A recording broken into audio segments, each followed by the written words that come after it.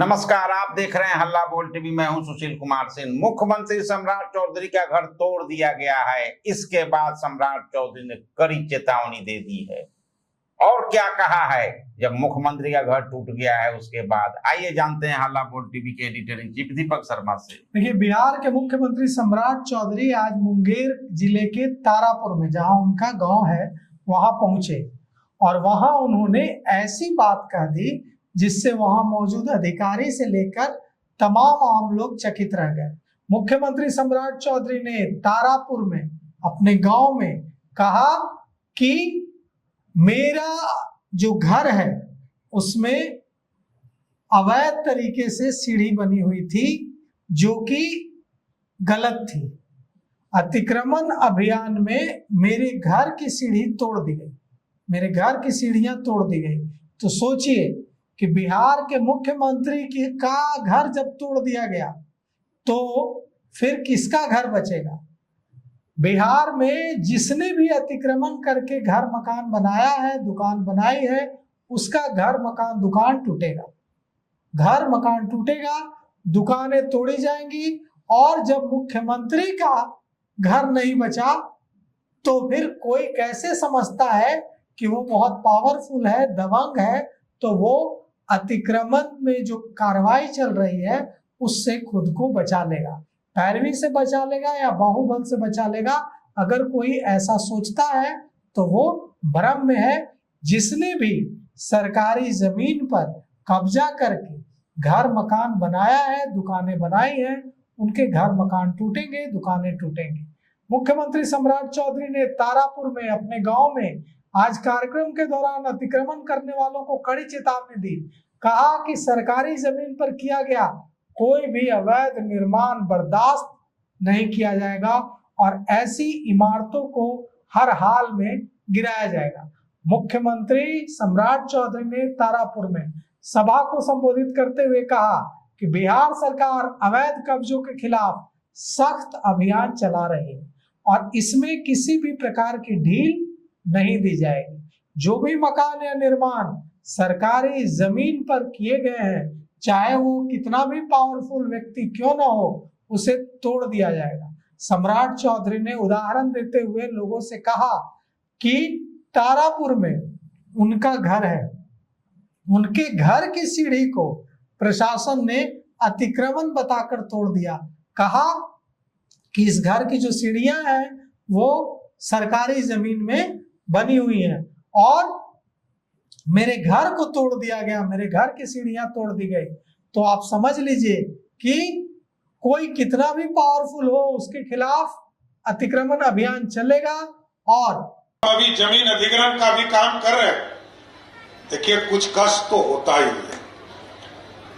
मैं अभी मेरे को रिपोर्ट मिला पिछले एक सप्ताह पहले कि तारापुर में मेरा भी घर है और मेरे घर के भी सीढ़ी को तोड़ने का काम प्रशासन कर रहा है। इसलिए किसी का भी जमीन निजी है तब तो कोई दिक्कत नहीं है, लेकिन यदि सरकारी जमीन पर घर बना है उसको ध्वस्त होना ही होगा, उसको कोई बचा नहीं। क्योंकि जनता की अपेक्षा है, सुंदर बिहार बनाना है, विकसित बिहार बनाना है और भारत के प्रधानमंत्री नरेंद्र मोदी जी और नीतीश कुमार के सपनों को साकार करना है। उसका घर मकान टूटेगा, दुकानें टूटेंगी। हमने जब इस बारे में पता करने की कोशिश की कि क्या सचमुच सम्राट चौधरी के घर की सीढ़ियां तोड़ दी गई, तो पता चला कि यह बिल्कुल सही बात है। अधिकारी अतिक्रमण हटाने का अभियान चला रहे थे। जांच के दौरान सम्राट चौधरी के घर की सीढ़ी भी अवैध ढंग से निर्मित मिली और यह माना गया कि यह सरकारी जमीन में सीढ़ी सम्राट चौधरी के घर की है। इसके बाद सम्राट चौधरी के घर की सीढ़ी तोड़ दी गई।